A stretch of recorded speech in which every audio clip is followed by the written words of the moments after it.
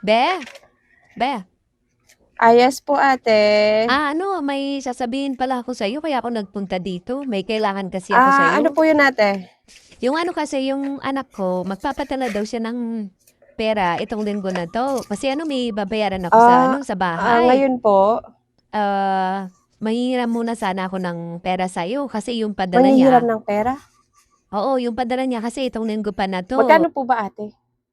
Ano be, 5,000 lang yung 5,000? hihiramin ko sana, baka meron kang extra Teka lang po, diyan. ate, ha? Check ko Magbabayad muna, kasi ako ha? ng kuryente at Kasi baka tubig, baka mabitin yung pera maputulan ko kami. dito.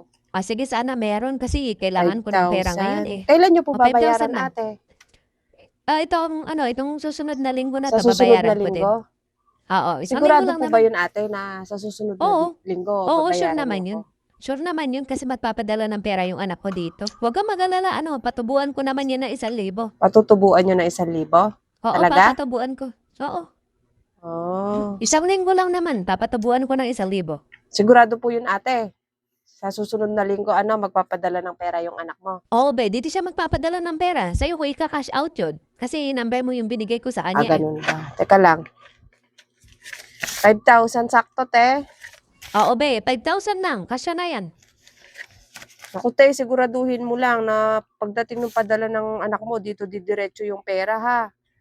Baka sa ibang tindahan mo i-cash out yun. Hindi, siyempre dito ko ika-cash out kasi binigay ko number, yung number mo, 5,000 eh. na, te. Oo, 5,000 lang, be. Siguraduhin mo lang, te, na itong hinihiram mo, pambayad mo talaga ng kuryente at tubig. Oo naman, pambayad ko yan. May disconnection notice na nga Hmm. kami.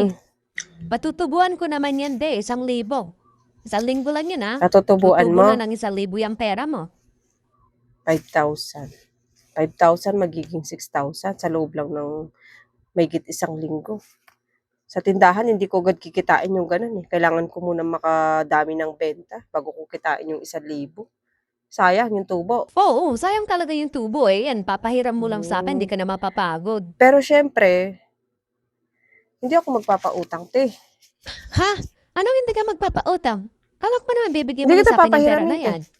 Anong hindi mo ako papahiramin? Nakala ko pa naman okay na, eh. Ayoko. Anong ayaw mo? Patutubuan ko na nga yung pera mo na 1,000, ayaw mo pa? Ate, nung nakaraan na umutang ka dito, nausapan natin na isang linggo lang din, inabot ng isang taon bago mo ko binayaran.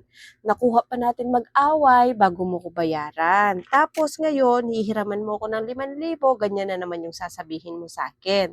Na kesyo patutubuan mo ng 1,000, yung 5,000 na hinihiram mo. Te, anong tingin mo, madadala pa ako sa ganyang salita mo? Ano ka ba naman? Akala ko pa naman papahiramin mo na ako ng Akala mo pera? lang yun, ate. Ngayon, alam mo na yung pakiramdam kung paano paasahin.